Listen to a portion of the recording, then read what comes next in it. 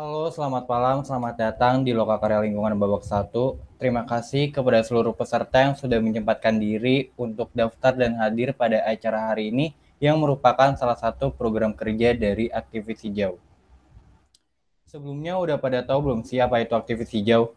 Aktivis Hijau merupakan organisasi lingkungan yang mempunyai visi mengedukasi masyarakat Indonesia, khususnya anak-anak, dengan memberdayakan generasi muda. Kami punya beberapa program kerja. Yang pertama ada konten. Jadi secara rutin sekurang-kurangnya 2 minggu sekali kami membuat konten di beberapa sosial media, ada di Instagram, LinkedIn, Hobinity, dan kami juga punya channel YouTube yang berisi video kegiatan yang udah pernah kami laksanain. Ada 2 webinar lingkungan dan nantinya video acara hari ini juga akan dipublikasikan di channel YouTube kami. Selain itu ada GYP atau Green Youth Project, merupakan kegiatan volunteering yang ditujukan untuk anak muda yang ingin berkarya untuk lingkungan selama 3 bulan. Jadi selama 3 bulan volunteer akan menjadi bagian dari aktivis hijau. Lalu ada webinar lingkungan yang sudah kami buat 2 kali, bisa dilihat di YouTube channel kami. Dan yang terakhir ada lokal atau lokakarya lingkungan.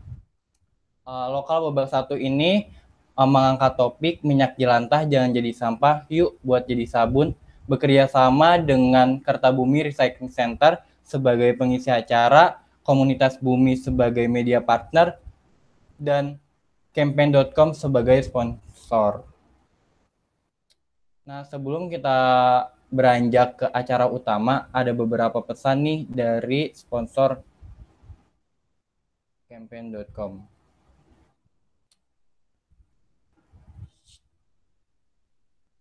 Campaign itu apa sih? Campaign adalah sebuah aplikasi sosial tracker yang dapat memotivasi masyarakat dan membentuk habit sosial untuk melakukan aksi sosial sehingga semua orang dapat menjadi change maker yang dapat membantu mengubah dunia menjadi lebih baik. Campaign.com melalui Yayasan Dunia Lebih Baik meluncurkan program A Better World Prize yang merupakan program inkubasi dan penghargaan kepada komunitas sosial di Indonesia. Program ini digagas sebagai bentuk kepedulian Campaign.com untuk membantu mengembangkan komunitas sosial agar isu sosial yang diperjuangkan memiliki dampak besar di masyarakat dengan adanya capacity building, pendanaan, dan kolaborasi. Pelaksanaan program ini sendiri terdiri dari sejumlah kegiatan. Komunitas yang lolos akan menghadiri sejumlah bootcamp capacity building yang akan dipandu oleh para expert dengan topik yang bermanfaat untuk mendukung inisiasi sosial komunitas.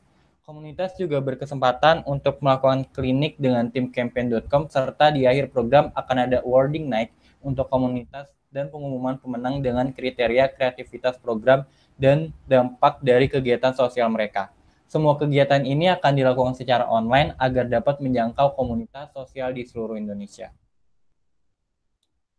Nah, total komunitas yang tergabung di dalam A Better World Prize sejumlah 40 komunitas dari 288 komunitas yang mendaftarkan diri menjadi peserta. Dan seluruh komunitas tersebut berasal dari 33 provinsi di seluruh Indonesia.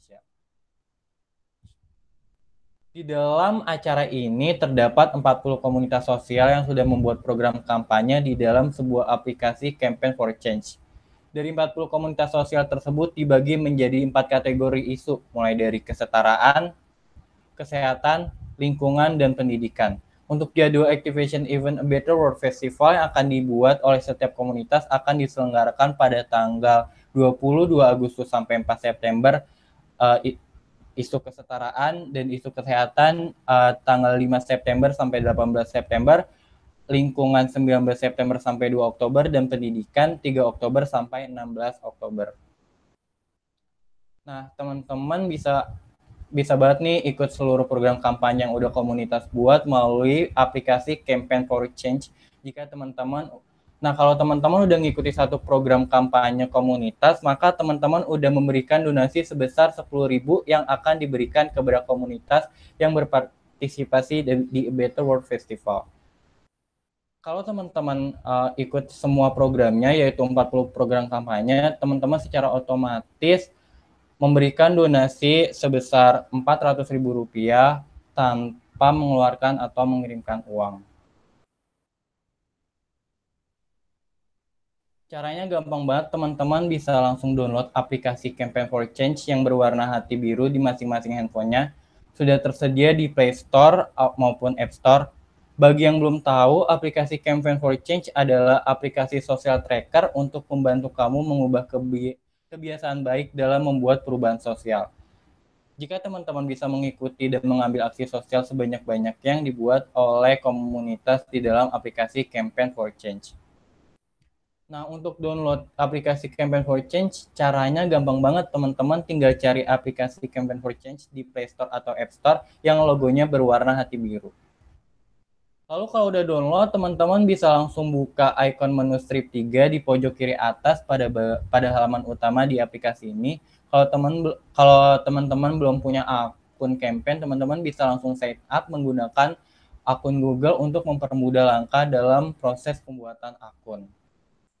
Setelah sign up, jangan lupa untuk setup profile dengan cara klik icon menu strip 3 di pojok kiri atas pada halaman utama. Lalu tinggal klik profile, lalu tinggal edit deh di profilnya dengan klik gambar pensil ataupun bisa klik tombol titik 3 di pojok kanan atas. Setelah setup profile, sekarang saatnya nih tahapan terakhir. Teman-teman bisa mencari bagian program di bagian halaman utama dalam aplikasi Campaign for Change. Lalu klik pilih program. Nah, di situ kamu bisa ikuti berbagai macam program kampanye yang dimiliki oleh komunitas Better World Prize. Caranya gampang banget, teman-teman bisa langsung search di bagian program-program apa yang ingin teman-teman ikuti. Nah,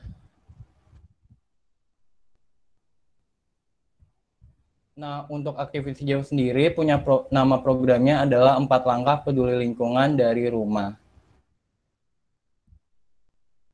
Kalau teman-teman udah tahu ingin ikut program kampanye apa, jangan lupa teman-teman baca dulu ya instruksi apa yang harus dilakuin teman-teman buat ikutin kampanye tersebut. Kalau teman-teman udah tahu, tinggal klik tombol mulai dan boleh deh langsung ikuti aksi sosial yang tersedia di dalam program tersebut.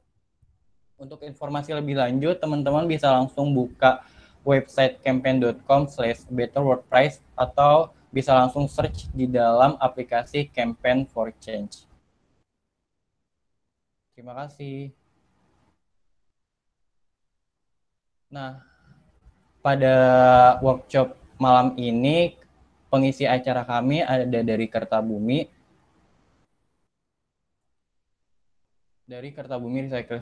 Recycling Center. Ini ada video perkenalan dari Kertabumi.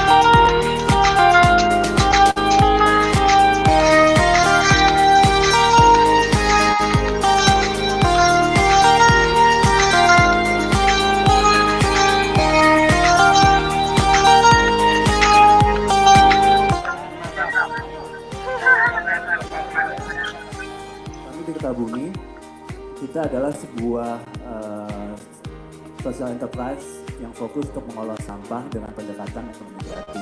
Jadi kita keliling Indonesia, berbicara dengan komunitas setempat, mencari solusi dari semua permasalahan sampah yang mereka miliki. Jadi setiap daerah punya isu masing-masing. Jadi berbeda kita bikin modul pengelolaan sampah supaya konsep zero waste di suatu komunitas itu sangat dan kalian bisa berkembang.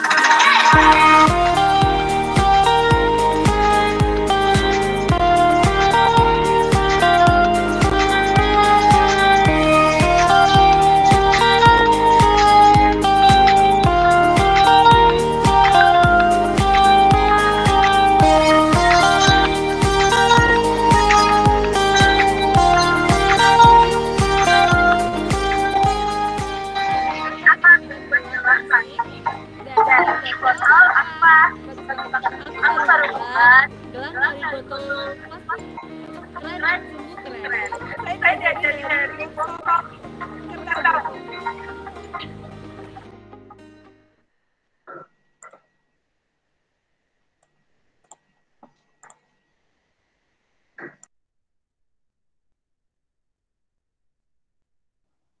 Selanjutnya acara ini akan diambil alih oleh Kertabumi. Ada Kak Iqbal.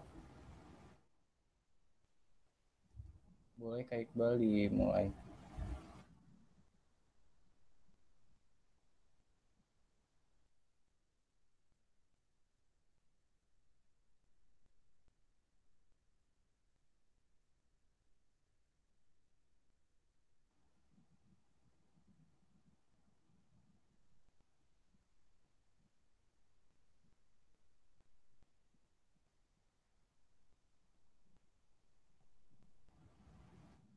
Maaf Kak, suaranya tidak terdengar Kak di sini Kak.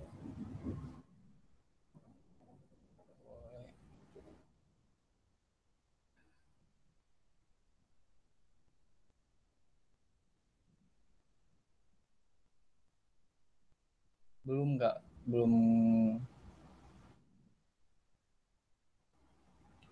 Untuk teman-teman yang lain boleh banget kameranya dinyalain.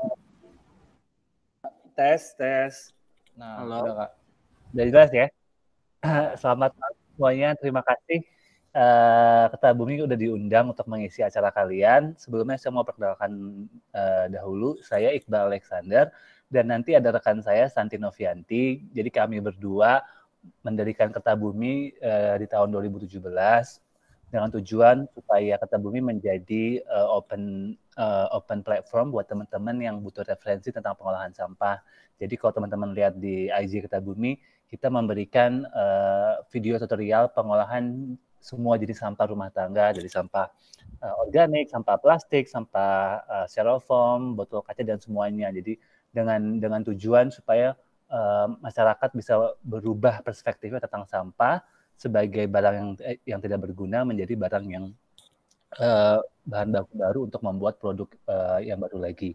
Dan hari ini kita akan fokus tentang mengolah sampah minyak jelantah ya. Jadi kita akan mengolah minyak jelantah menjadi sabun cuci, tetapi ketika kita bikin sabun cuci, bukan minyak jelantah aja yang bisa kita pergunakan. Jadi hari ini kita akan belajar 2 jenis sabun minyak jelantah dan sabun organik. Bedanya, kalau sabun minyak jelantah, kita pakai minyak bekas goreng-gorengan, dan kalau sabun organik, ini pakai sabun baru, jadi sabun yang belum pernah dipakai.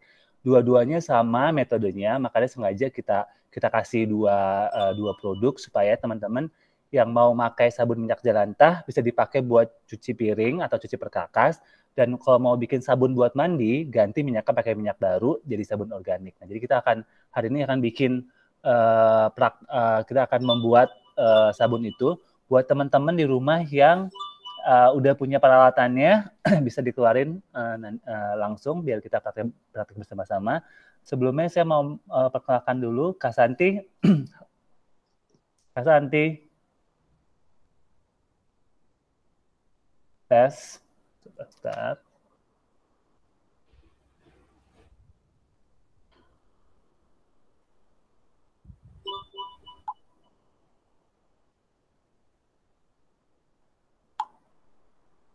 Ya, Kak Iqbal, sebentar. Ya, apa-apa. Saya izin share screen ya. Iya, Kak. Kalau di Kertabumi, Kak Santi ini yang punya lisensi dalam membuat sabun. Jadi semua metode pengolahan dan bahan baku yang kita buat di sini sekarang itu udah berdasarkan uji coba, jadi aman.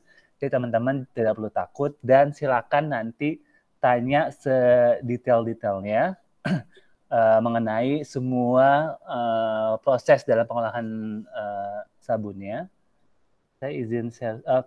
Kak Santi mau disapa dulu teman-teman di sini? Oh ya. Halo semua, selamat malam. Malam, Kak. Oke, saya izin share screen.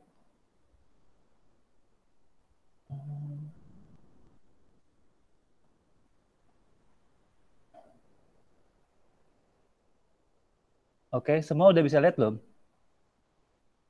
Sudah, Kak. Udah ya. Nah, jadi hari ini kita akan belajar membuat sabun natural dan sabun minyak jelantah. Tepatnya seperti apa? Kak Santi, silakan dimulai. Oke. Terima kasih nih ya buat semua buat kesempatannya. Tadi udah dijelasin di awal sama Kak Iqbal. Jadi kita akan membahas masalah sabun. Terus minyaknya, kenapa minyak jelantah? Kenapa kita bahas minyak jelantah juga? Karena bahan dasar dari sabun adalah minyak. Jadi otomatis minyak jelantah juga bisa kita gunakan sebagai bahan dasar sabun. Dan penggunaan minyak jelantah untuk menjadi sabun merupakan alternatif solusi terhadap sampah dari minyak. Oke, Kak Iqbal, langsung share aja. Oke.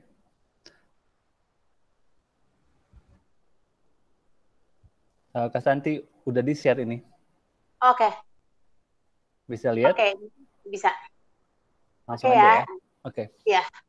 Jadi di sini dijelaskan bahwa sabun adalah bahan yang digunakan dengan air untuk digunakan mencuci atau membersihkan kotoran. Merupakan campuran minyak, lemak dengan alkali atau basa atau noah atau dengan koh melalui proses yang disebut saponifikasi. Nah, sekarang nih kita akan bahas lebih lanjut lagi. Next, Kak. Nah, ini untuk minyak jelantah. Minyak jelantah sendiri adalah minyak limbah yang merupakan bekas pemakaian kegiatan rumah tangga umumnya. Bisa berasal dari minyak kelapa, minyak sayur, minyak jagung, minyak samin, atau minyak lainnya. Nah, minyak jelantah sendiri mengandung senyawa-senyawa yang bersifat karsiogenik, terjadi saat proses penggorengan. Pemakaian berulang kali lebih dari 3 kali dapat membahayakan kesehatan. Selain minyak sudah tidak mengandung gizinya. Jadi di Indonesia ini masih banyak penggunaan minyak jelantah itu yang dipakai berulang-ulang. Sedangkan minyak yang sudah lebih dari 3 kali penggunaan itu sudah tidak ada nilai kesehatan maupun gizinya. Jadi untuk minyak jelantah yang kita gunakan sebagai sabun adalah sesuai dengan rekomendasi adalah 3 kali pemakaian. Next, Kak Iqbal. Oke, kegunaan sabun minyak jelantah. Yang pertama adalah untuk mencuci perkakas yang tidak digunakan untuk kebutuhan dasar manusia, misalnya keset atau membersihkan lantai. Yang kedua adalah membersihkan kamar mandi. Nanti kan akan banyak pertanyaan nih, kenapa nggak boleh nggak buat badan atau apa? Nah, ada banyak yang juga menggunakan sabun minyak jelantah sebagai alat sabun untuk mandi. Tapi kami di Kertabumi, kami hanya menggunakan minyak jelantah untuk keperluan lain yang tidak bersentuhan dengan tubuh manusia. Jadi kita akan mencari kehati-hatiannya sehingga sabun minyak jelantah khusus untuk kebutuhan lain. Next, Kak Iqbal. Oke. Nah, berikut ini adalah kenapa sih sabun homemade organik lebih baik daripada sabun di pasaran. Yang pertama adalah kita bisa memilih bahan dari sabun yang akan dibuat. Banyak banget bahan-bahan natural yang bisa kalian bikin dari untuk bahan sabun. Yang kedua adalah mengetahui pasti apa isi dan kandungan dari sabun. Kalau kita beli di pasaran, kita nggak pernah tahu apa yang dimasukkan, ingredientsnya apa, kita nggak pernah tahu. Kalau kita buat, kita tahu persis komposisinya. Yang ketiga adalah tidak menggunakan bahan kimia sintetis yang berbahaya seperti SLS, paraben, pengawet, maupun triklosan. Nah, ini yang wajib banget dihindari adalah pemakaian kimia sintetis.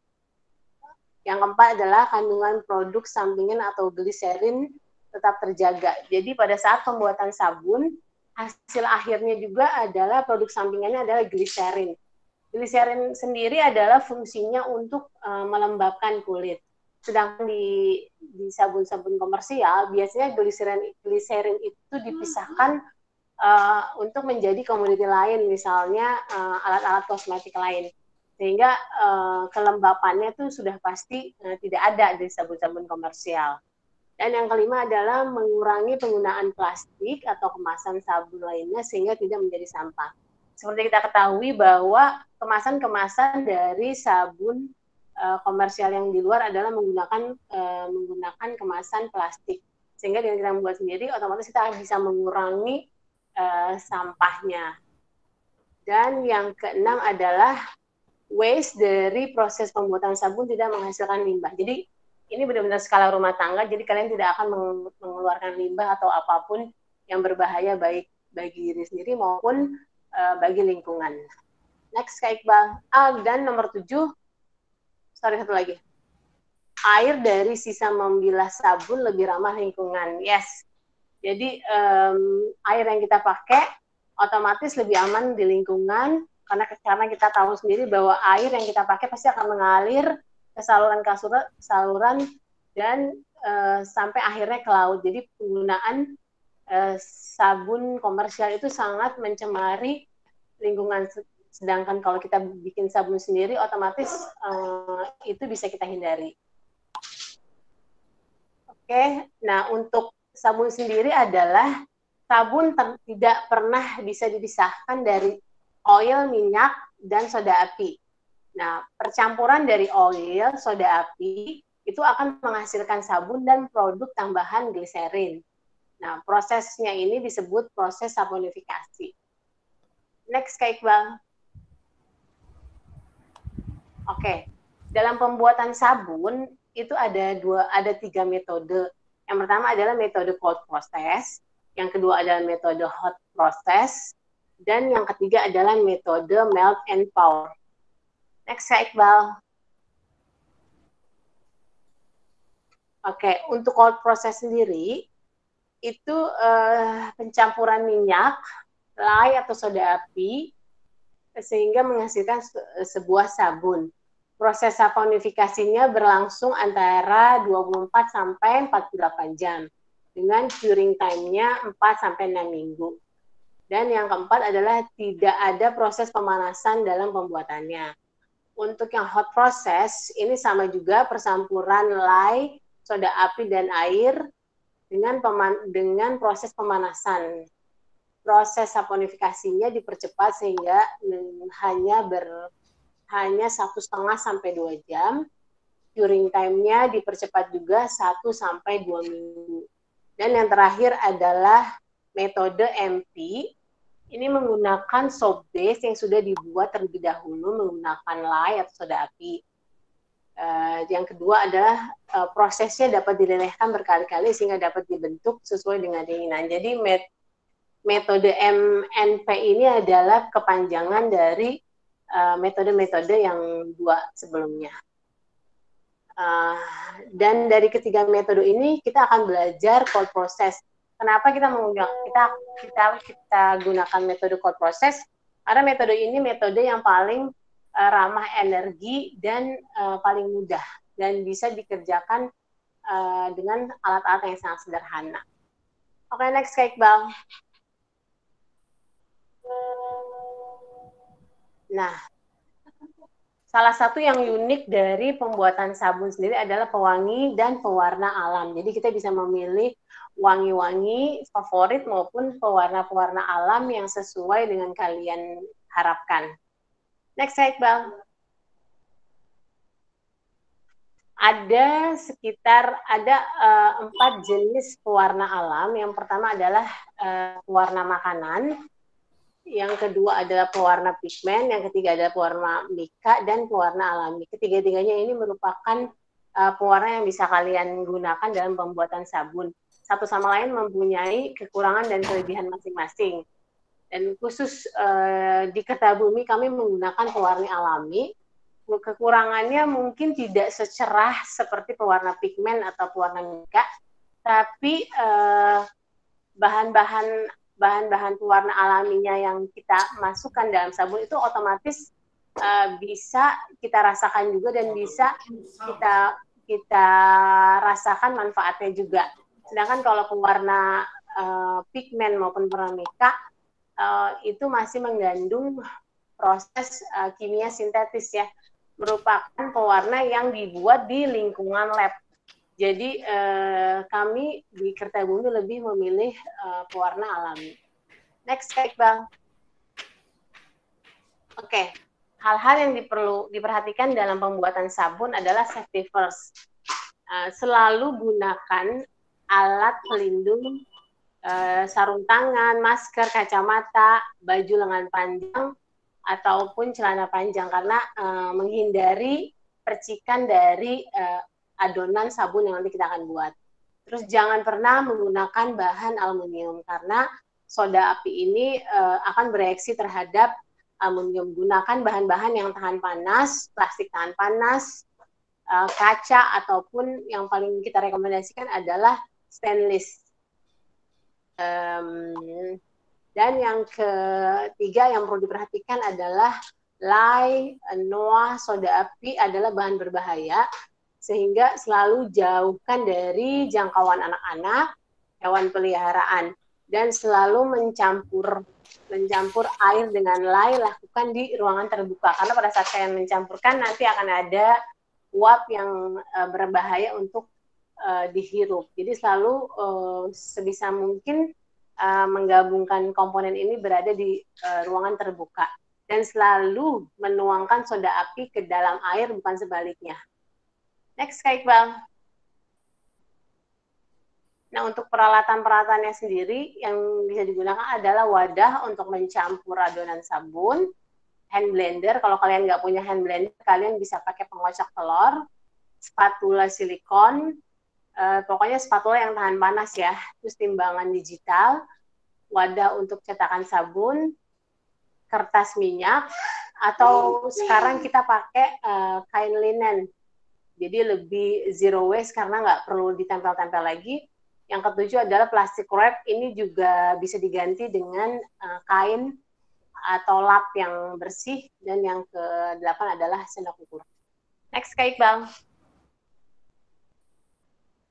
Oke. Dalam pembuatan sabun, hal yang paling ditakuti, hal yang paling orang khawatirkan adalah soda api. Jadi harus dipastikan soda apinya ini benar-benar sudah ternetralkan menjadi senyawa baru sehingga itu aman bagi kulit. Salah satu caranya adalah dengan menggunakan kalkulator sabun. Kalkulator sabun ini gratis dan banyak banget macamnya. Dan yang kami pakai dan paling mudah adalah Shopkalk. Nanti ada linknya juga ya. Jadi kalkulator ini memastikan berapa jumlah minyak yang dapat menetralkan soda apinya. Sehingga pada akhir, produk akhirnya tidak akan ada soda api yang masih bereaksi. Jadi benar-benar akan aman selama kalian menggunakan kalkulatornya dengan benar. Jadi nggak ada yang perlu dikhawatirkan lagi. Next, Kak Iqbal. Oke, ini adalah resep membuat sabun. Kita gunakan yang di atas adalah minyak jelantah. Kita gunakan minyak jelantahnya itu kita pakai di resep ini sekitar 500 gram, tapi nanti kalian bisa sesuaikan. Untuk airnya kita pakai 38%. 38% merupakan standar kalau kalian awal membuat sabun, gunakan 38%. Dan untuk pewangi, kalian bisa gunakan itu 3% maksimal dari total oilnya. Dan untuk soda apinya, kalau nanti kalian masukin semua di resepnya, nanti akan keluar berapa total soda api yang mesti kalian gunakan. Next, Kak Iqbal. Oke, ini juga kami kasih satu contoh juga resep sabun organik. Semuanya sama, hanya penggantian dari jenis minyaknya kita pakai coconut oil. Kalau tadi kebanyakan minyak jelantah itu biasanya orang-orang menggunakan kan minyak kelapa sawit ya. Jadi cuma perbedaan di minyak kelapa sawit dan di coconut oil. Jadi semua proses, semua bahannya, semua bahan yang lain selain sabun itu semua sama. Hanya beda di jenis minyaknya atau oilnya. Next, Kak Iqbal. Nah, ini adalah beberapa tutorial cara membuat sabun. Nanti mungkin akan dijelaskan lebih rinci pada saat videonya. Next, saya Iqbal. Kurang lebih seperti ini ya. Jadi kita campurkan dulu soda api dan air. Kemudian setelah dicampurkan, tunggu dingin. Setelah itu kita akan pakai hand mixer atau pengocok telur. Setelah itu, setelah semua sabun itu tercampur dengan baik, kita bisa masukkan ke dalam cetakan sabun. Setelah itu kita menunggu proses yang namanya saponifikasi, yaitu proses percampuran antara soda api dan minyaknya, sehingga bisa menetralkan soda apinya. Setelah itu, setelah proses saponifikasi beres, baru kita bisa potong. Setelah kita potong, kita harus menunggu lagi namanya curing time. Curing time adalah waktu sabun mengeluarkan air, jadi sehingga sabunnya nanti benar-benar keras dan lembab untuk kita gunakan. Next, Kak Iqbal. Oke, mungkin itu aja dari saya. Yang pasti yang paling banyak pertanyaan tuh biasanya tuh soda api aman nggak atau apa nggak?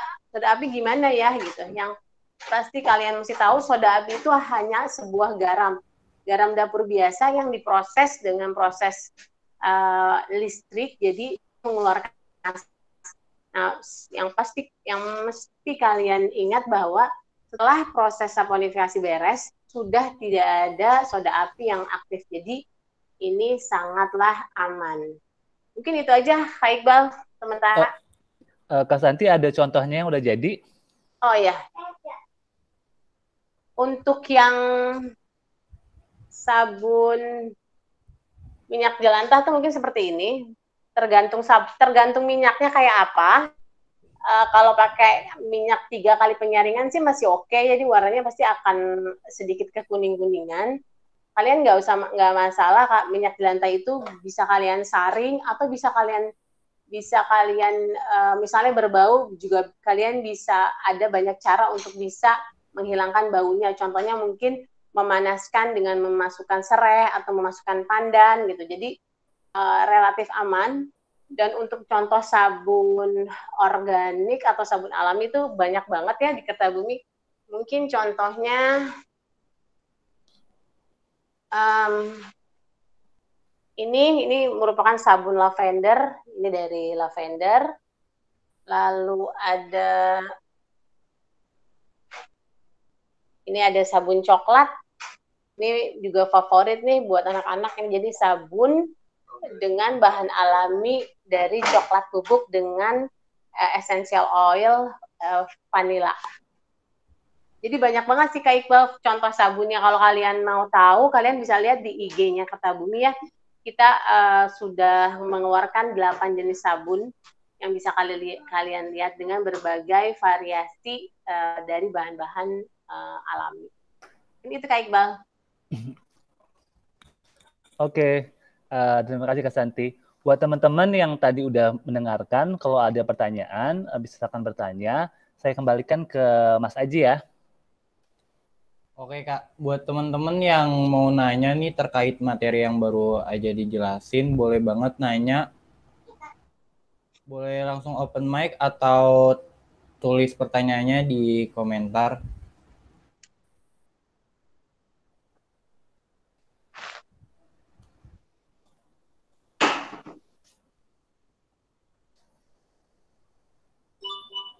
Ini sebenarnya nih, kalau masa pandemi ini kalian banyak waktu di rumah, kalian bisa banget memanfaatin waktu di rumah kalian dengan membuat sabun. Selain itu, orang tuh nggak banyak tahu kalau sabun itu termasuk ke dalam limbah barang berbahaya, dan itu ada peraturan khusus untuk pembuangannya. Jadi jangan pernah buang minyak jelantah ke saluran saluran air, atau benar akan mengganggu ekosistem dan biota laut ya. Kalau minyak udah banyak, biasanya minyak akan menutupi permukaan air sehingga biota laut itu tidak bisa bernafas dan banyak menyebabkan kematian dari biota laut. Jadi benar-benar harus sudah di-aware bahwa sampah dari sisa penggoreng, sampah minyak jelantah itu merupakan barang berbahaya yang harus kalian juga aware diperlakukan khusus pembuangannya. Nah, ini salah satu caranya tuh adalah dengan membuat sabun gitu. Dan kalian gak usah khawatir, sabunnya juga nanti akan wangi, kalian tinggal tambahin pewangi-pewangi alaminya. Kalau kalian ngerasa warnanya nggak bagus, kalian juga bisa tambahin pewarna-pewarna alaminya. Jadi pasti hasilnya akan memuaskan. Buat teman-teman juga kan sekarang semua rumah tangga pasti menghasilkan minyak jelantah kan. Jadi kalau kalian mau bikin movement nih tentang pengolahan minyak jelantah, ini ketika pandemi momen yang tepat karena hampir semua orang berada di rumah. Jadi yang mau bertanya langsung boleh sebelum nanti kita lihat video prakteknya. Ya. Ini ada satu pertanyaan nih Kak dari Aishma Naziha, kalau minyak jelantahnya udah warna coklat gitu masih bisa dibuat sabun nggak Kak?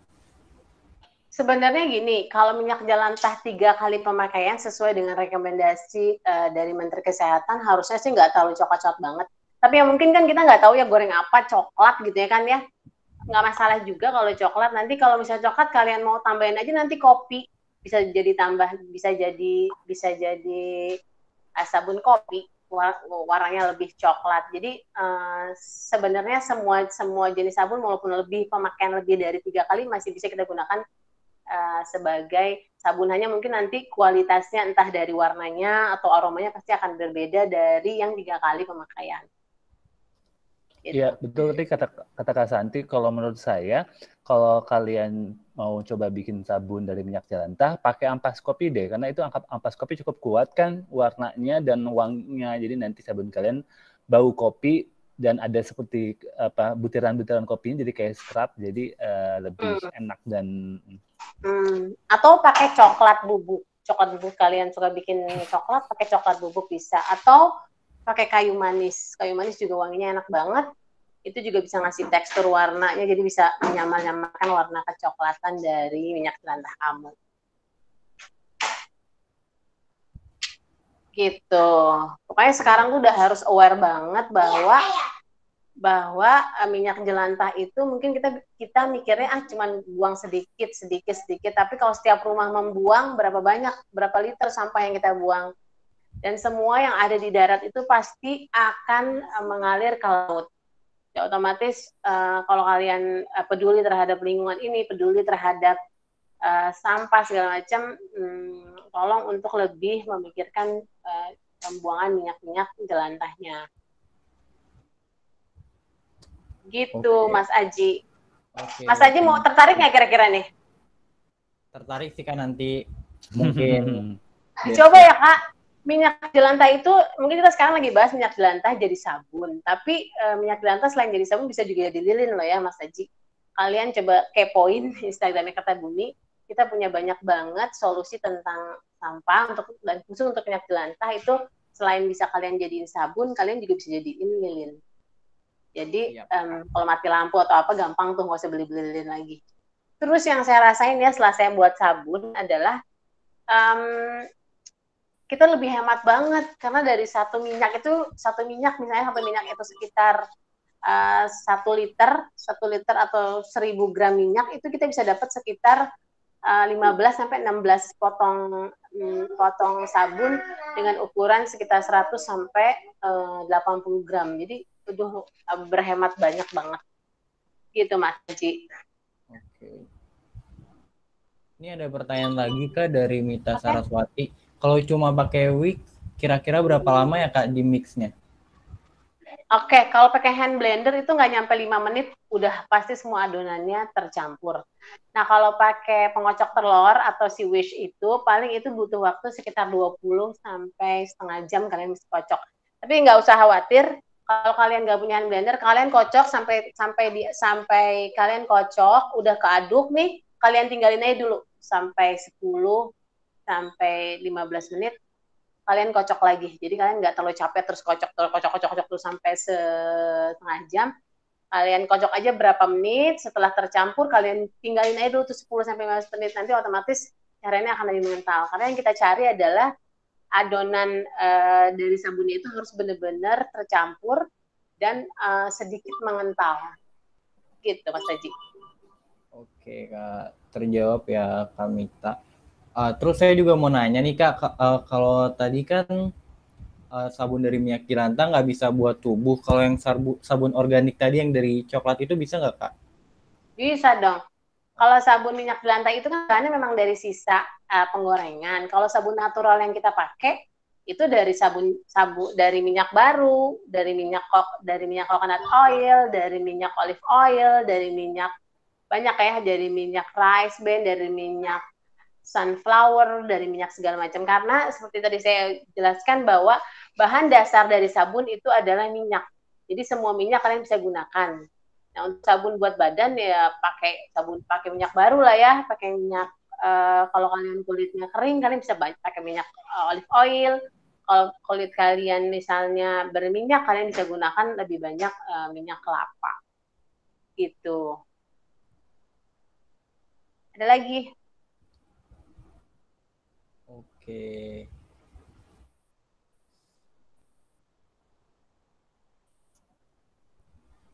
Kalau belum ada kita lihat video untuk ada nih satu lagi ya.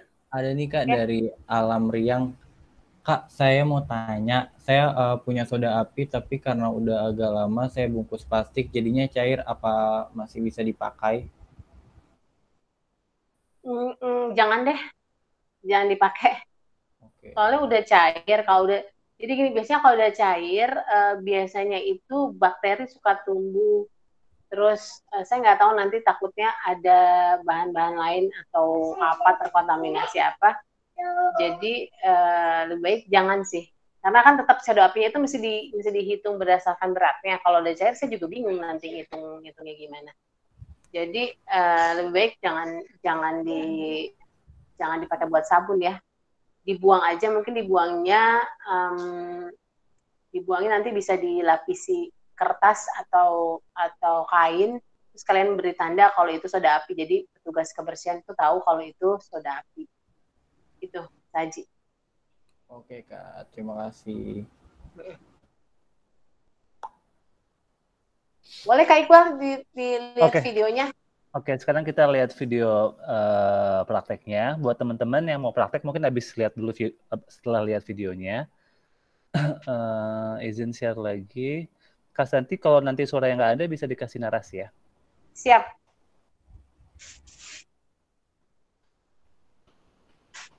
Oke.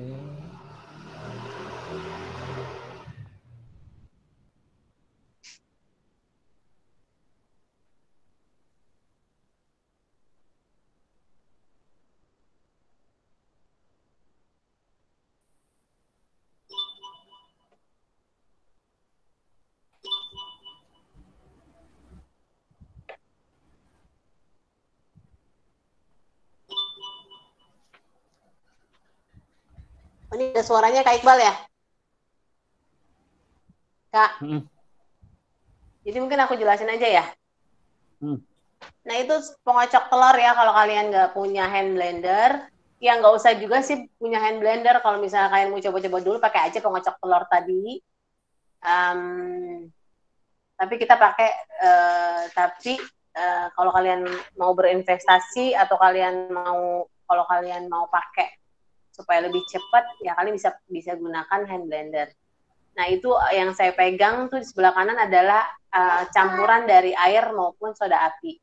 Jadi kita masukin ke wadah yang sudah terdapat minyak. Jadi kita masukin campuran air dan soda api. Jadi air dan soda apinya itu pada saat kita campur dia akan mengeluarkan suhu. Jadi suhunya itu mesti didiamkan dulu suhu ruangan atau maksimal bedanya 5 derajat dari suhu minyaknya. Jadi kalian campurin dulu soda apinya sama airnya. Setelah itu kalian gabung dengan minyaknya. Setelah itu kalian langsung di blender. Nah, kalau kalian pakai hand blender ini cepet banget nih. Nah, untuk ini saya pakai coconut oil ya. Coconut oil itu memberikan warna yang putih buat sabun. Jadi kalau kalian pakai coconut oil udah nggak perlu lagi pakai warna natural lainnya, karena kalau kalian cari yang putih pakai sabun coconut oil. Kalau biasanya kalau sabun minyak jelantah warnanya akan lebih keruh, karena kan rata-rata minyak jelantah itu dari minyak kelapa sawit. Nah, minyak kelapa sawit itu ngasih warna sedikit putih gading ya, atau krem ke tekstur warnanya. Nah, itu mungkin sudah kurang lebih nanti sudah tercampur seperti itu. Nah, nanti itu namanya fase trace, di mana semua adonan sudah tercampur. Kalian taunya dari mana itu sudah tercampur? Biasanya kalau kalian angkat adonannya, dia akan meninggalkan jejak, seperti jejak dari adonan yang kalau kalian naikin tuh biasanya keluar. Nah, pada saat semua sudah tercampur, kalian bisa masukkan essential oil atau pewangi alami ya. Saya pakai essential oil karena essential oil juga termasuk alami. Jadi kita pakai essential oil yang benar-benar kalian mesti cek ya, essential oilnya benar-benar base-nya benar-benar essential oil apa enggak, karena banyak banget di luar bilangnya essential oil tapi isinya macam-macam. Jadi harus dipastikan dulu essential oil yang kalian pakai itu benar-benar essential oil murni. Karena kalau ada tambahan lain biasanya akan pengaruh ke adonannya, entah warnanya berubah, entah nanti adonannya jadi cepat panas atau apa. Jadi selalu pastikan essential oilnya memang benar-benar essential oil. Nah, itu sudah tercampur. Itu saya pakai coconut oil plus wanginya itu pakai essential peppermint. Nah, sudah tercampur semua. Ini kalian juga mencampur jangan terlalu lama ya. Kalau kalian aduk-aduk terus, biasanya nanti akan jadi kental sehingga susah untuk diaplikasiinnya. Nah, di sini saya mau buat sabunnya itu berlayer. Layer bawahnya saya mau kasih lavender bubuk. Jadi kita bagi dua.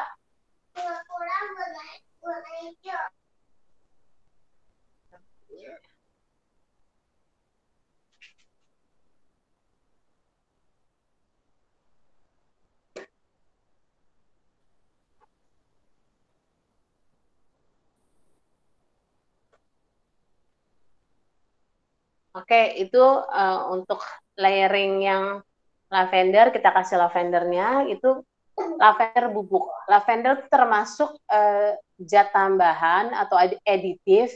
Kalau kalian masukin zat tambahan atau aditif ke adonan sabun, selalu pastikan zat tambahan itu kondisinya kering ya. Jangan kondisi yang basah. Jadi selalu pakai, misalnya mau pakai sereh kering, mau pakai kopi kering, mau pakai teh kering, pakai semuanya yang kering. Oke, ini biasanya saya siapin cetakan sabunnya jangan jauh-jauh ya, karena setelah proses pemasukan essential oil dan lain biasanya tuh adonan cepat banget mengeras.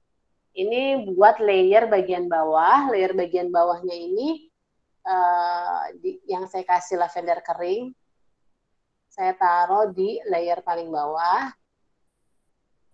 Kalian tinggal masukin semuanya. Prosesnya tuh nggak akan lebih dari setengah jam, jadi cepet banget ya. Paling kalian butuh waktu buat mendinginkan cairan soda api sama airnya. Jadi lumayan singkat dengan banyak banget benefit yang bisa kalian dapat ya. Jadi harus dicoba tuh, Mas Aji. Siap, Kak. Nah, ini untuk layer terbawah, dan jangan lupa selalu diketuk-ketuk supaya adonannya benar-benar menyesuaikan dengan tempatnya. Setelah itu kita taruh di layer atasnya adonan sisanya. Jadi nanti saya pengen ngasih tekstur di bawah ada lavender keringnya, sedangkan di atasnya nanti putih polos. Ini juga sabun favorit banget loh. Dan kalian pakai essential oil, di mana essential oil itu selain memberikan warna, dia juga akan pengaruh ke syaraf-syaraf penciuman sehingga memberikan kesan rileks pada saat mandi. Jadi gunakan selalu essential oil kalau kalian mau dapat manfaat dari wanginya itu. Kalau kalian pakai fragrance, wangi fragrance, biasanya kalian cuma dapat wanginya aja, tapi kalian nggak dapat manfaat dari wanginya. Kalau kalian pakai essential oil, kehirup, masuk ke dalam saluran pernafasan, itu otomatis akan membuat pada saat kita mandi itu kita akan bisa lebih relax ya. Ini favorit banget nih, peppermint oil ini banyak banget yang request sabun ini. Dan ini relatif sangat mudah, sederhana, dengan kos yang murah banget kan Aji. Ini paling juga butuhnya minyak, ini pakai 1 liter minyak coconut oil. Untuk minyak coconut oil mereknya banyak banget. Kalian bisa pakai Barco, bukan iklan ya. Bisa pakai Kara. Itu harganya paling 1 liter cuma 30 sampai 40 ribu. Sudah itu essential oil itu harga dari 50 sampai 150 ribu. Kalian bisa cari, atau mungkin pakai yang sedang-sedang mungkin 50 ribu. Terus kalau untuk aditifnya seperti lavender kering atau apa, itu paling harganya juga nggak mahal. Jadi benar-benar costnya tuh nggak mahal. Kalian bisa pakai, nah, untuk 1 adonan ini saya biasanya dapat sekitar 15 batang sabun. Jadi benar-benar bisa hemat banget. Ya, ini udah beres sabunnya. Kalian tinggal nanti ditutup pakai kain, ditunggu proses saponifikasinya supaya soda apinya itu benar-benar berubah menjadi senyawa baru sehingga aman di kulit. Setelah itu kalian tinggal potong dan ditunggu prosesnya sampai 4 sampai 6 minggu. Kenapa mesti 4 sampai 6 minggu? Supaya semua kandungan air di dalam supaya kandungan air dalam sabunnya itu benar-benar menguap sehingga sabunnya jadi lebih keras dan lebih lembut. Semakin lama proses curing, biasanya sabunnya tuh akan semakin lembut dan semakin keras. Sebenarnya kalau kalian gunakan baru seminggu atau baru 5 hari juga nggak apa-apa. Cuman biasanya tekstur sabunnya akan lebih lembek aja. Nah, ini salah satu keindahan dari sabun adalah kalian bisa menghias tekstur atasnya. Jadi kalau kalian lihat di sabun-sabun homemade itu biasanya cantik-cantik banget karena kalian bisa hias atau ubah teksturnya dengan kreasi kalian masing-masing. Mungkin itu aja Kak Iqbal videonya. Nah, itu kalian tinggal wrap pakai kain. Gitu. Ada beberapa pertanyaan nih Kak Santi. Yang pertama, Kak, itu kalau pengocok telurnya habis dipakai buat sabun bisa buat makanan nggak Kak? Sebenarnya gini ya, kalau soper tuh banyak juga yang pakai alat itu berbarengan sama rumah.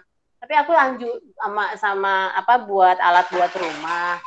Sebenarnya relatif aman aja sih. Kalian kan dicuci juga, itu kan sabun juga. Tapi kalau menurut saya mendingan nggak usah lah ya, pengocok telur juga kan harganya nggak terlalu mahal ya. Jadi kalian beli dan selalu pisahkan kebutuhan buat sabun sama kebutuhan buat rumah gitu. Jadi lebih aman. Kitanya juga lebih tenang, terus saya juga takutnya terkontaminasi atau apa, jadi lebih aman kalian selalu pisahkan semua peralatan sabun kalian dengan alat dapur lainnya. Tuh. Jadi bisa, tapi diusahakan jangan ya Kak? Jangan ya. Oke Kak. Terus ada lagi nih Kak, saya pernah coba pakai kocokan tangan biasa, tapi hasilnya gumpalannya nggak beraturan. Apakah ada teknik khusus kalau menggunakan adukan manual harus searah atau bagaimana? Nggak ada teknik khusus sih, searah aja. Kalau menggumpal itu banyak macamnya ya. Saya mesti tanya dulu kalian ditambahin apa aja. Karena harusnya nggak menggumpal ya, harusnya tercampur aduk seperti adonan kue, seperti adonan pancake biasa. Kalau bergumpal pasti ada yang salah tuh, entah resepnya, entah kalian tambahin apa, itu saya mesti tahu dulu apa. Tapi harusnya idealnya nggak bergumpal. Cuman kalau misalnya kalian tambahin pewangi pewangi-pewangi biasanya walaupun essential oil, kadang essential oil itu bisa bikin adonan cepat bergumpal. Jadi harus dicek dulu di mana permasalahannya. Gitu Mas Aji. Oke Kak. Satu lagi nih Kak, bisakah membuat sabun cair dengan cold process atau memang sabun cair hanya bisa dibuat dengan hot process? Sabun cair lazimnya pakai hot process ya nggak? Ada metode cold process tapi beda sama sistem cold process dari sabun batang. Jadi istilah cold process adalah proses yang tanpa pemanasan. Tapi kalau untuk sabun cair bisa cold process. Tapi lazimnya tuh hot process karena kalau cold process itu akan butuh waktu yang lama. Terus dan kebanyakan semua liquid soap itu pakai hot process karena hasilnya akan lebih cepat. Begitu kalian buat langsung bisa kalian pakai. Kalau cold process itu bisa menunggu waktu sekitar 3 sampai 4 minggu. Jadi yang lazim tuh hot process gitu, Aji. Jadi bisa tapi lebih efisien hot process ya Kak? Iya betul. Oke, udah sih Kak pertanyaannya itu aja. Mungkin Kak Iko ada yang mau ditambahin atau apa? Oh ya, untuk contoh sabun yang kita buat tuh tadi seperti ini. Kelihatan nggak ya? Kelihatan nggak nih? Kelihatan Kak, mungkin bisa naikkan dikit. Ini? Nah ya. Jadi ini tekstur bawahnya ada lavender kering, di atasnya adonan yang polos. Jadi kurang lebih kayak ini gini. bisa buat badan ya Kak? Dan ini buat badan karena kan saya pakai itu coconut oil baru. Ini bisa buat badan dan sebagian customer kami yang pakai juga pakai buat kulit, buat muka, buat segala macam selama itu cocok nggak masalah karena nggak ada kimianya, nggak ada kimia sintetisnya, nggak ada dan semuanya bahannya kan juga bahan natural, nggak ada tambahan-tambahan lain. Jadi bisa kalian pakai untuk seluruh tubuh sebenarnya. Gitu.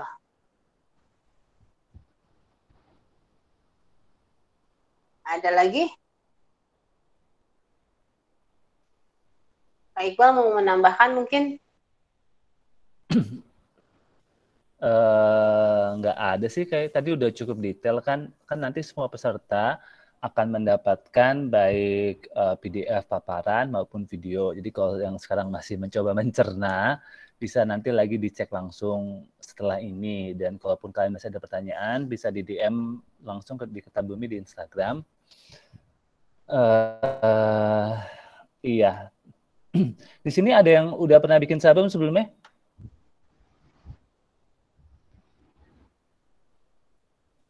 Belum mungkin Tadi, nih. Ya, Tadi Kak, ada yang pernah tuh ya. Alam Riang, boleh dinyalain mic-nya sama videonya? Alam Riang atau Kak Mita Saraswati, itu dua udah pernah bikin sabun. Sorry Kak, sedang dalam perjalanan, jadi nggak bisa video gelap juga ini nanti. Oh, oke. Ya udah di chat aja ya. Iya Kak, makasih. Iya. Alam Riang, kamu kenapa gagal? Boleh diceritain gimana, di tahap apa gagalnya dan kenapa berpikir itu gagal? Boleh diceritain biar nanti kita bahas. Terus buat Kak Mita Saraswati mau curhat di sini, boleh?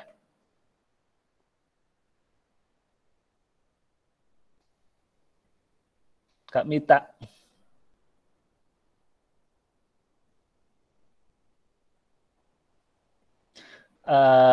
Dan metode sabun yang Ketabumi kembangkan itu adalah metode sabun pada umumnya yang udah, jadi kalau kalian beli sabun komersial di Indomaret atau di Alfamart, sabun batangan, itu pun melalui proses yang sama. Perbedaannya adalah kita tidak, kalau di Ketabumi kami tidak menggunakan baik pewarna sintetis ataupun pewangi sintetis, jadi kita pakai yang natural semuanya supaya emisi ataupun limbah dari sabun yang kita pakai ini tidak akan bersifat abrasif terhadap lingkungan. Iya, betul.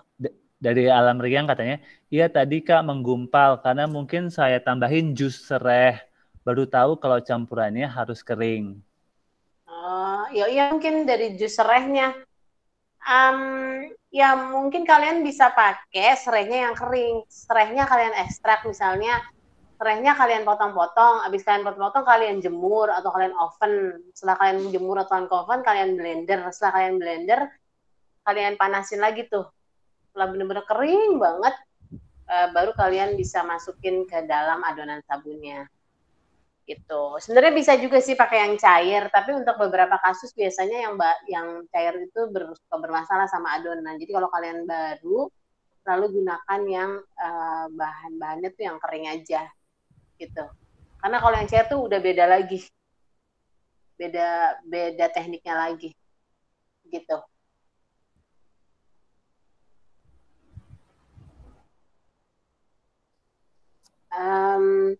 Kalau apa namanya ini pengalaman pribadi ya, setelah pakai sabun sendiri tuh bener-bener sampah tuh berkurang banyak karena kalau aku perhatiin sih di kayak di kamar mandi gitu ya, sampah kemasan untuk sabun, untuk shampoo, untuk apa segala macam tuh lumayan banyak ya. Jadi bener-bener kalian tuh bisa ngurangin sampah kalian banget loh kalau kalian buat sabun sendiri itu.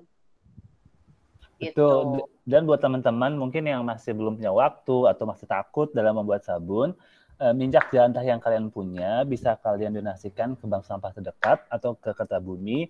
Caranya tinggal kalian taruh di botol plastik. Kalau bisa udah kalian saring kasar jadi supaya tidak bau. Jadi udah kalian kumpulin. Jadi per berapa minggu kalau udah banyak bisa kalian antar ke bank sampah atau ke Kertabumi karena itu adalah material baru yang akan diolah jadi produk baru. Jadi supaya tidak dibuang begitu aja, bisa kalian donasikan. Itu cara yang mudah supaya kalian bisa bertanggung jawab dari sampah yang kalian hasilkan. Dan kalau kalian udah tahu bank sampah terdekat yang bisa kalian donasikan bukan hanya minyak jelantah ya, tapi hampir semua sampah anorganik kalian juga bisa kalian kirim. Jadi barengan tuh. Dari sampah yang berbasis kertas, sampah berbasis plastik, elektronik dan lain-lainnya udah bisa kalian kirimkan ke bank sampah terdekat. Cara cari bank sampahnya kan tinggal buka Google Map aja, terus masukkan di keywordnya bank sampah, kalian search, nanti akan banyak banget. Di Indonesia udah ada 7.000 bank sampah, jadi tinggal kalian kontak bank sampah yang paling dekat. Ya. Iya, betul. Ada yang nanya ya? Ada yang nanya nih Kak, dari Rizky Novianti. Kak mau tanya, untuk pewarnaan itu terserah aja ya? Apa ada batas takarannya untuk tiap bahan pewarna? Terus untuk pewarnaan itu di tahap mana aja Kak? Oke. Kalau untuk pewarna, biasanya kalau yang simple adalah kalian gunakan 1 sendok makan per 500 gram.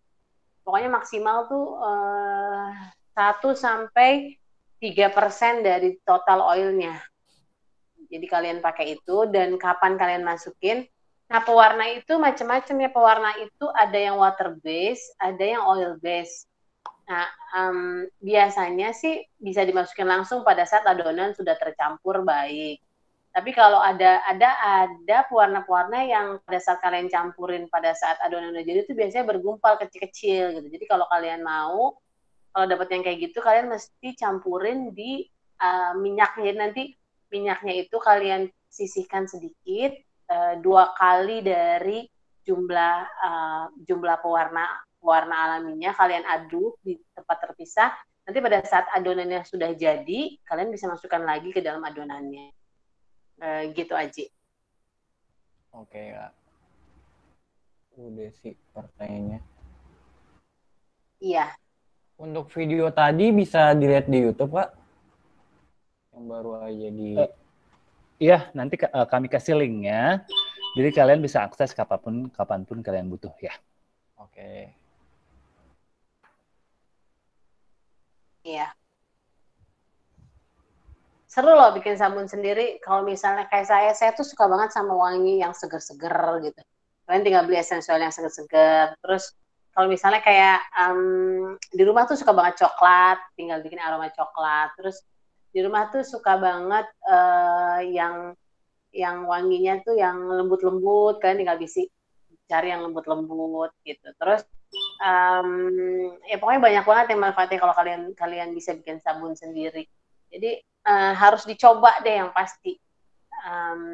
Jadi kalian bisa tahu banget gimana keseruannya bikin sabun. Terus kalau kalian baca atau lihat dari Google atau apa, sabun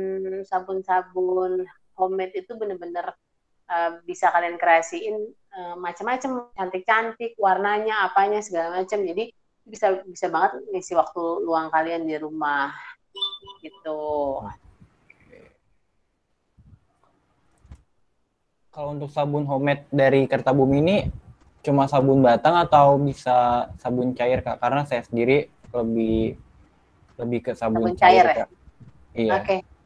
Untuk sekarang kita baru launching sabun batang. Tapi nextnya mungkin bulan depan lah ya, kita udah bakal launching sabun cair. Tapi sebenarnya sih saya lebih suka sabun batang ya, karena sabun batang itu kalian nggak butuh kemasan plastik sih, gitu. Jadi kan cuman batang gitu ya, nggak perlu pakai wadah plastik. Kalau kalian pakai sabun cair sebenarnya itu kan kalian butuh lagi wadah plastik, dan itu jadi masalah baru kan, sampah plastiknya itu. Tapi kita punya banyak cara, nanti setelah kita launching mungkin nanti kita bisa pakai lagi plastiknya atau apa, nanti ada strategi-strategi dari Kertabumi sehingga dengan menggunakan botol kemasannya akan juga ramah lingkungan. Ya mungkin gitu ya Kak Iqbal. Yes. Ada lagi mau bertanya?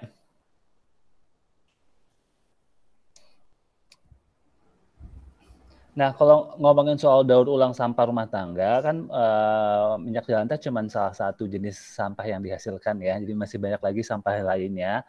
Kalau dari survei kami itu, rata-rata orang Indonesia menghasilkan 0,7 kilo sampah setiap harinya. Dan setengahnya lebih itu adalah sampah organik. Jadi kalau kalian mau belajar gaya hidup minim sampah, pengolahan sampah, itu kalian pertama belajar dulu cara pengolahan sampah organik.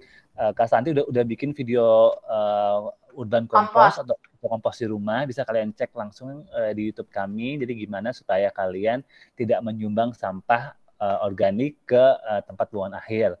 Jadi kalau itu udah kalian lakukan, sisanya tinggal sampah anorganik dan sampah residu. Semua sampah anorganik kalian kirim ke bank sampah, jadi tinggal tersisa sampah residu, yaitu sampah baik sampah medis yang sekarang pun lagi pandemi maupun sampah-sampah lain yang berbahaya.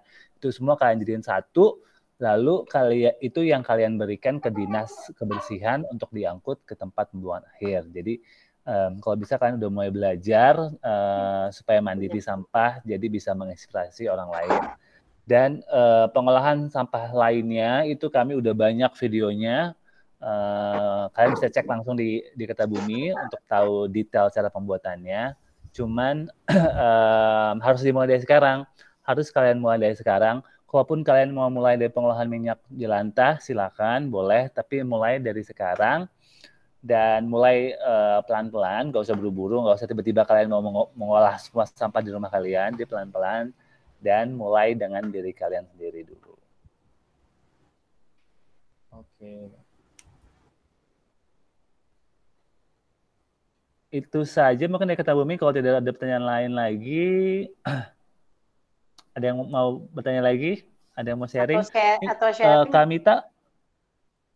Kamita belum sharing nih. Kamita Saraswati udah pernah bikin, tapi belum kasih tahu apakah. Iya, halo Kak. Oh ya, silakan. Halo Kamita. Halo. Ya. Kenapa Kak? Gimana? Udah pernah bikin sabun ya? Oh iya. Terus gimana? Iya. Dulu sih pernah ikut kayak workshop gitu untuk coba bikin sabun gitu. Terus? Ya terus ya berhasil sih. Ya. Cuman belum coba yang. Ya? Iya, gampang sih lumayan. Cuman belum coba yang pakai jelantah ini. Mau coba mungkin ke depannya. Iya, sama aja ya Mbak Mita. Semuanya sama kok, cuman ya. Cuman metode yang kamu pakai sama dengan Kertabumi, yang cold press juga. Iya, cold process juga. Oke, kalau gitu. Ditunggu ya produk-produknya ya. Iya, oke. Kak Santi ada kata penutup?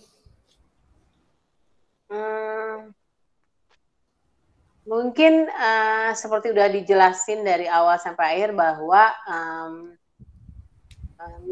sampah dari minyak jelantah itu merupakan jenis dari barang berbahaya. Jadi kalian sebisa mungkin kelola dengan baik sampahnya, dan banyak banget manfaat yang bisa kalian dapatkan dengan membuat sabun sendiri.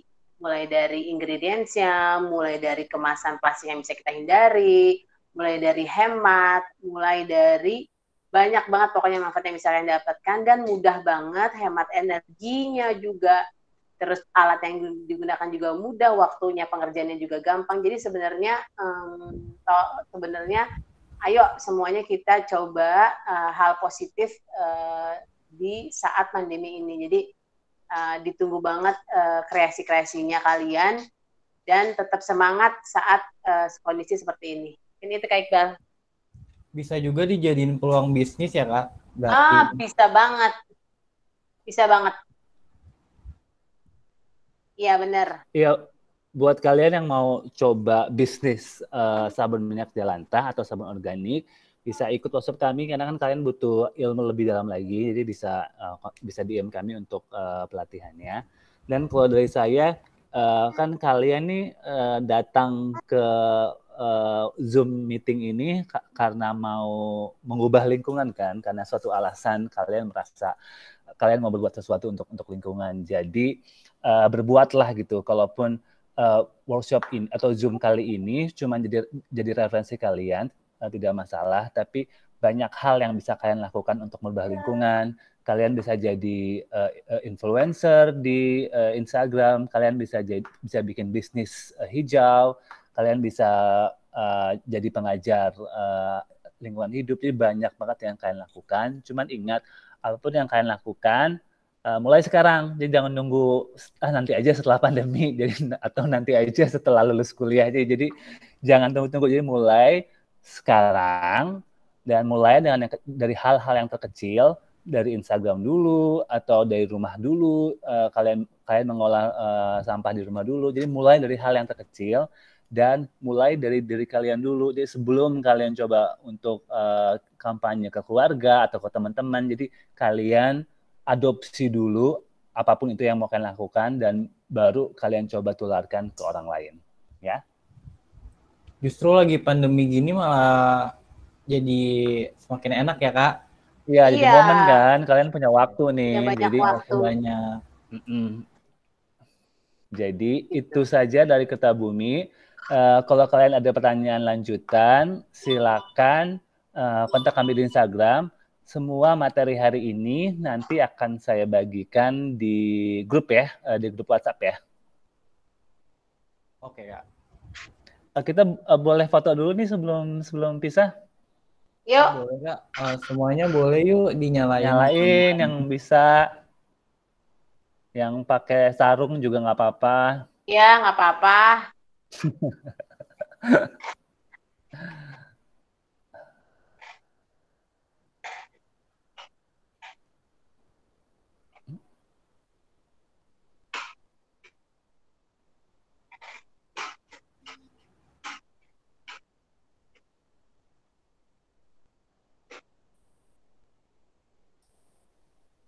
Udah belum Kak Iqbal?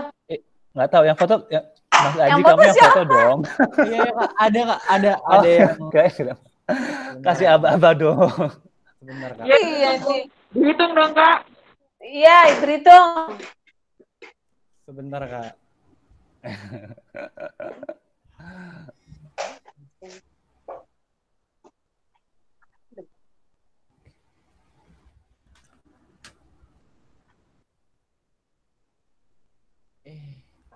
Ayo Kak. 1, 2, 3 ya. Iya Kak. Siapa yang ngomong 1, 2, 3 nih? Saya Kak, saya. Oke. 1, 2, 3. Sekali lagi. 1, 2, 3. Udah Kak. Oke, semuanya terima kasih banyak ya. Sampai jumpa di lain ketemu. kesempatan. Bye-bye. Terima kasih Kak. Oke. Terima kasih untuk